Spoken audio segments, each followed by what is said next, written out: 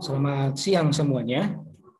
Sengaja saya merekam perkuliahan ini menggunakan YouTube karena tadi ya di jam 10 pas di pertemuan ke-6 di kuliah pengganti kita hari ini kita mengalami kendala di jaringan. Saya sudah beberapa kali coba namun tidak berhasil. Akhirnya karena materi kita ini juga sangat penting, apalagi kita akan UTS, jadi kalian mesti ya, menonton pembahasan materi kita ini dari awal sampai terakhir. Ya. Yang menjadi topik kita di siang hari ini adalah tentang korespondensi dalam bisnis. Nah, kalau kita bicara korespondensi dalam bisnis, ini memang sangat penting. Ya, ketika kita melakukan atau menginisiasi suatu komunikasi, ya, kita memang perlu memperhatikan beberapa hal. Jangan sampai kita nanti terkesan tidak profesional di mata penerima pesan. Apalagi kita, kalau kita bicara korespondensi ini akan mewakili kepentingan perusahaan kita. Jadi ketika kita bicara korespondensi ini bukan hanya sekedar pelengkap, tapi salah satu ujung tombak ya, dalam suatu perusahaan. Nah, ketika kita bicara pesan bisnis, ya kita perlu mengetahui kira-kira pengertiannya apa. Ya. Pengertian atau maksud dari pengorganisasian pesan bisnis adalah pengelompokan isi pesan dan urutan butir-butir pesan agar pesan bisnis mudah dipahami oleh si penerima. Jadi kita mesti memastikan ya, kita melakukan pengelompokan bila pesan bisnis tersebut memang banyak. Kemudian urutannya harus jelas. Ya, harus runut. Nah, ketika kita menguraikannya secara jelas, kita harapkan nanti audiens atau penerima pesan itu bisa mengerti, bisa memahami apa maksud dari pesan yang kita sampaikan. Kemudian di sini juga ditekankan bahwa ketika kita melakukan atau mengirimkan pesan bisnis, apalagi sifatnya tertulis, pada bagian awal memang jangan terlalu rumit bertele-tele, terlalu banyak basa-basi. Ya. Jadi kita sekedarnya saja ya mengisi kata pengantarnya, kemudian kita langsung masuk ke ide pokoknya. Ingat ide pokok tadi kita sudah tentukan sebelumnya urutannya. Kemudian yang paling penting juga adalah kita tidak boleh menghubungkan hal-hal yang tidak relevan dengan apa atau inti dari pembahasan kita. Jangan sampai justru penerima pesan memahami bahwa kita menyampaikan pesan ya, yang justru yang tidak relevan tadi. Sementara inti dari pembahasan yang kita ingin sampaikan tidak direspon malahan, ya. Karena ini sangat penting juga ya. Kita harus pastikan bahwa penerima pesan itu, ya, kita kan mengharapkan feedback. Artinya mereka melakukan feedback nanti sesuai dengan yang kita inginkan tentunya. Kemudian ada beberapa hal-hal yang perlu mendapat perhatian dalam pengorganisasian pesan bisnis. Pertama, kita mesti mengutamakan informasi penting daripada penyajian ide-ide pendukung atau pelengkap. Ya. Terkadang ya, dalam menyampaikan pesan, kita kan ada poin-poin utamanya. Ya, kita harus sampaikan itu, harus uraikan. Kita harus memberikan penekanan. Kemudian, poin-poin utama tadi memang perlu ide-ide pendukung agar penerima pesan nanti mampu memahaminya secara menyeluruh. Kemudian, butir-butir pesan ini harus diurutkan, dikelompokkan. Ya. ada kronologinya. Tentunya tujuannya agar bisa dipahami oleh penerima pesan. Kemudian, dalam melakukan atau menulis pesan bisnis, karena sifatnya ini adalah formal, mewakili perusahaan, kita harus memastikan bahwa orientasi kita adalah pada penerima. Kita fokus pada penerima. Ketika kita sudah mengetahui kita fokus pada penerima, kita akan mampu atau kita akan mengkondisikan sedemikian rupa pesan kita itu agar bisa dipahami oleh penerima. Kemudian penerima ini bahkan kita perlu tahu siapa sebenarnya. Ya. Jadi di perusahaan itu kan ada orang-orang tertentu yang memang punya kepentingan untuk pesan yang kita sampaikan. Kemudian tujuan pesan bisnis adalah kita pastikan penerima memahami pesan kita.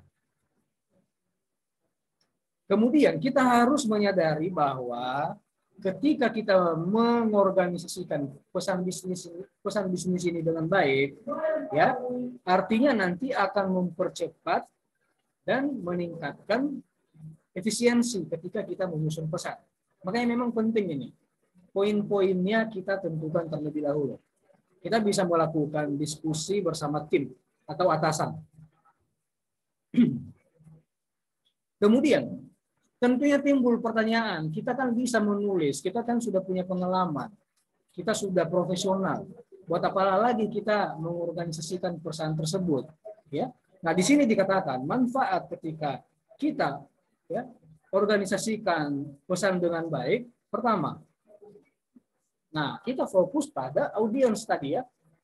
Kita bisa membantu mereka memahami apa yang kita inginkan. Ingat, audiens itu berbeda-beda. Pemahamannya berbeda-beda, profilnya, kepentingannya. Jadi kita harus punya orientasi terhadap audiens. Kemudian kita juga bisa membantu audiens ya dalam menerima pesan tersebut. Kemudian ini juga penting. Kita pastikan audiens itu hemat waktunya karena audiens itu bagaimanapun mereka juga punya pekerjaan, mereka sibuk. Ketika dia terlalu lama membutuhkan waktu untuk memahami pesan kita, artinya nanti kita yang merugi. Karena nanti dia akan meresponnya tentunya akan lama. Coba kalau dia langsung memahaminya. Bisa saja detik itu juga kita akan mereka akan memberikan feedback terhadap pesan yang kita sampaikan. Kemudian komunikasi itu disederhanakan ya. Makanya kita perlu mengorganisasikannya. Kemudian ada beberapa langkah ya agar pengorganisasian pesan bisnis ini baik. Ya. Pertama, kita tetapkan dulu ide atau gagasan pokoknya, kerangka berpikirnya, paradigmanya, frameworknya kalau di karya ilmiah. Sama kalau ketika kita bicara pesan bisnis. Ada ide pokoknya dulu. Kemudian kita kelompokkan ide itu. Ya. Manfaat ketika kita kelompokkan, ini artinya nanti akan membantu kita juga sebagai pengirim pesan, sebagai pengonsep pesan untuk ya menuliskan itu berdasarkan urutan prioritasnya yang mana saja. Ya. Kemudian kita biasakan tetapkan pola atau pendekatan berdasarkan urutan gagasannya.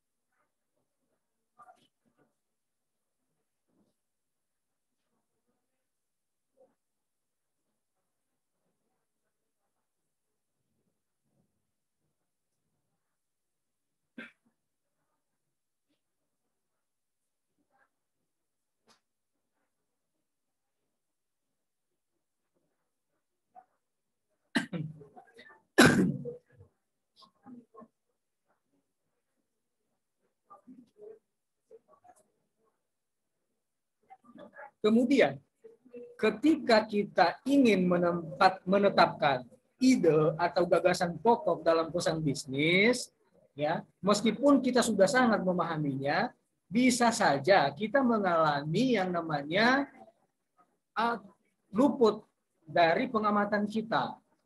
Ya. Jadi bertukar pikiran dengan rekan, dengan bawahan bahkan atau atasan, ini juga sangat penting, perlu dilakukan.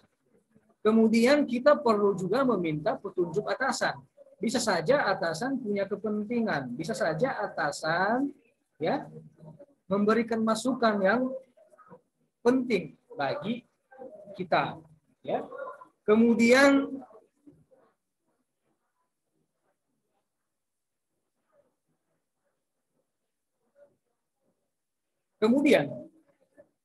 ketika kita mengelompokkan ide ini, ya, ide pokok ini didukung oleh beberapa ide pendukung. Jadi ada penopangnya, ada pendukungnya. Ada yang melatar belakang ide pokok itu bisa kita tentukan. Kemudian ketika pesan itu panjang, terlalu rumit kita rasakan beberapa paragraf, ya, kita juga perlu membuat diagram, ya. Jadi manfaat diagram ini nanti kita akan hubungkan bagian-bagian tersebut.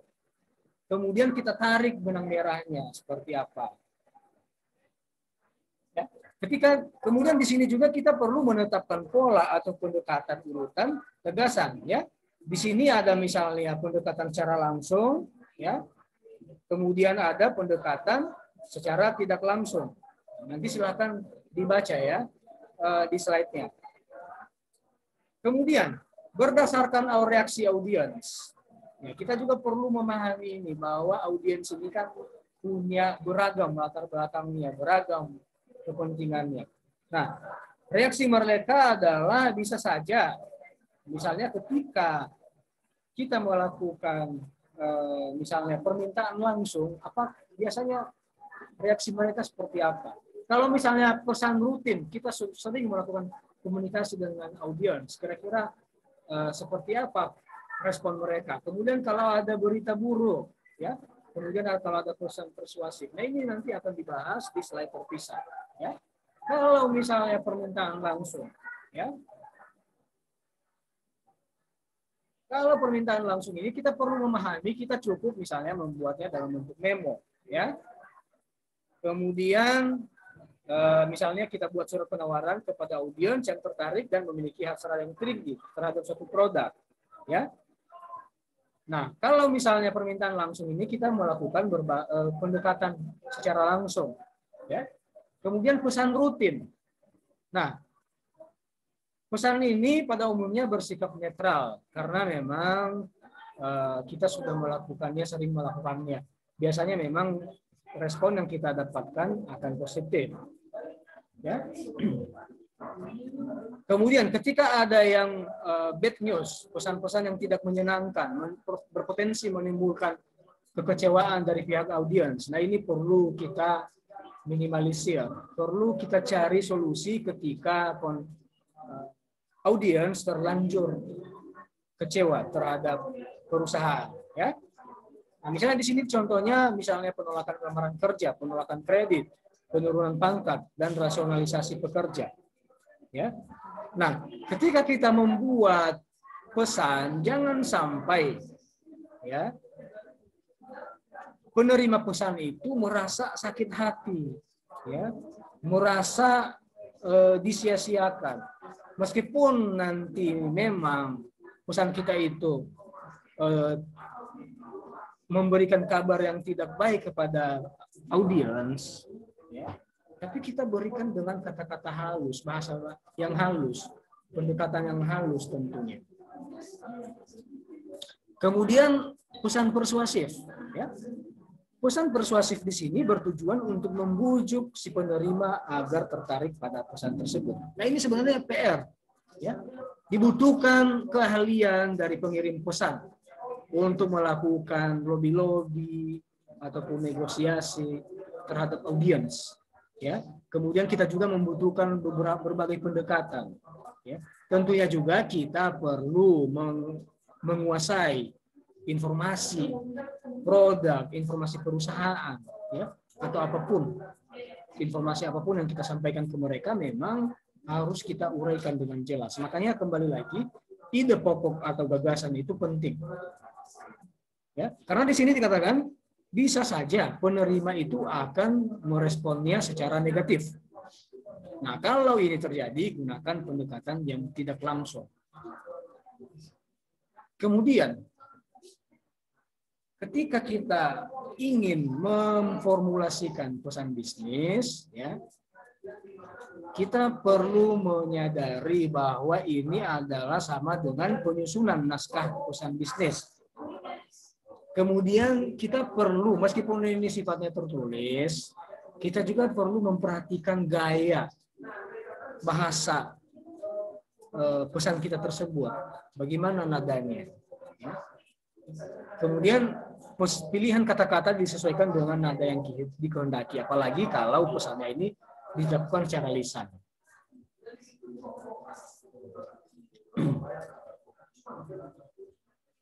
Nah, kemudian ini contoh ya, misalnya untuk mengendalikan gaya dan nada ini, ya. Pertama, kita perlu menyadari bahwa gaya itu adalah cara menggunakan kata-kata untuk mencapai nada, ya, atau kesan secara keseluruhan. Kemudian gaya dapat diubah-ubah untuk menciptakan nada yang sesuai dengan peristiwa.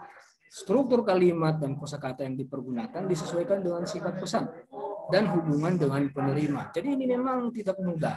Tapi kalau kita melakukannya terus-menerus, kita belajar terus dari berbagai kesalahan, ya, kita bisa mengendalikan gaya dan nada bicara ini ketika kita melakukan suatu negosiasi bisnis atau melakukan inisiatif untuk menghubungi pihak lain. Kemudian kita juga perlu mengendalikan gaya dan nada kita, meskipun mungkin, ya, bahasa kita, logat kita itu mungkin agak berbeda dengan audiens, tapi kita perlu memahami audiens itu mungkin, ya, bahasanya halus, dia tidak suka misalnya bahasa yang terlalu besar, ya, nada yang tinggi. Itu nanti artinya menunjukkan bahwa pengirim pesan itu terlalu arogan, agresif, padahal sebenarnya tidak. Jadi kita menggunakan gaya dan nada bicara kita itu kita tunjukkan sesuaikan dengan audiens, ya. Di sini dikatakan sopan dan bersahabat, ya. Kita sesuaikanlah. Jangan apa adanya, meskipun ketika kita bicara ini agak susah memang. Ya, tapi kita melihat situasi dan kondisi audiens kita seperti apa. Kemudian kita juga perlu menggunakan bahasa yang sederhana. Ya. Kita sesuaikan dengan audiens. Ingat, audiens itu kan bisa saja berbeda, kepentingannya berbeda, latar belakangnya berbeda, kemampuannya dengan kita. Jadi kita usahakan menggunakan bahasa yang mudah dipahami. Jangan nanti salah persepsi. Kemudian untuk mencapai nada yang hangat, terkadang memang kita perlu menyelipkan yang namanya humor, ya, karena ini nanti akan membuat suasana itu yang suasana yang kaku tadi akan lancar, akan terkesan hangat, ya. Kemudian bahasa kita itu jangan terlalu berlebihan lah, istilah sekarang lebay. Ya. Kemudian selama kita berinteraksi, ya, kita perlu melihat kondisi sekitar. Makanya di sini memahami situasi. Ya. Kemudian kita juga perlu memastikan bahwa kita itu memang percaya diri. Ya. Kita sendiri harus menunjukkan itu bahwa kita memang mampu. Tapi jangan juga percaya diri ini terlalu berlebihan. Ya, seadanya saja. Ketika kita mampu menunjukkan bahwa kita itu percaya diri, nanti ini akan meningkatkan kredibilitas kita di mata audiens. Ketika kita punya kredibilitas, akhirnya memang apapun yang kita ingin sampaikan, mereka akan perhatikan. Bahkan bukan hanya sekedar perhatikan, mereka akan meresponnya dengan positif. Nah, kemudian Komunikasi bisnis yang tertulis ya akan efektif bila memenuhi beberapa kriteria. Pertama, adanya sopan santun. Ini pasti ya, dimanapun kita berada kita harus menjaga sopan santun.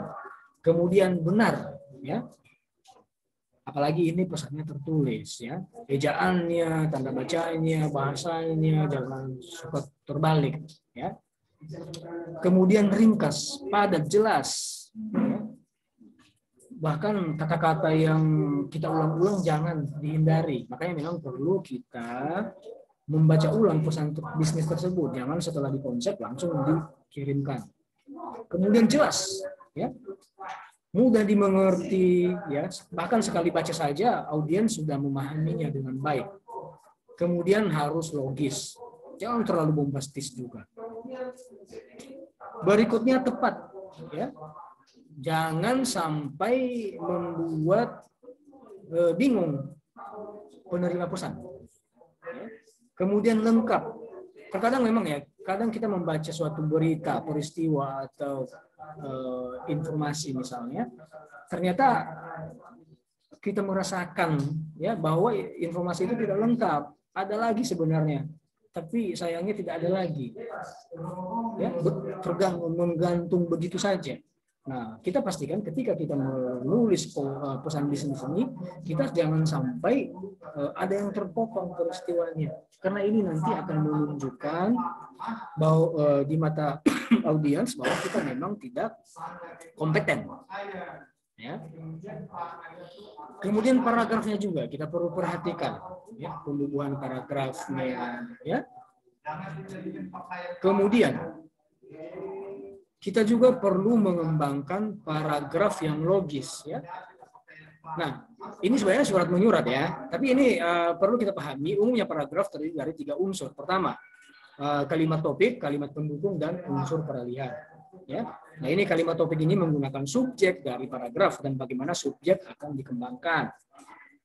Kemudian paragraf dikembangkan melalui deretan kalimat berkaitan yang menyediakan rincian atau dukungan mengenai kalimat topik. Agar paragraf dapat diatur dalam urutan yang logis dan terpadu, diperlukan beberapa unsur peralihan seperti menggunakan kata sambung, ungkapan, kata ganti, kata-kata yang dipasangkan, dan sebagainya. Ya, jadi kita perlu memperhatikan ini juga. Nah, kemudian ketika kita menggunakan atau mengembangkan paragraf ini, ada tekniknya. Ya, pertama ilustrasi, kita ilustrasikan. Ya.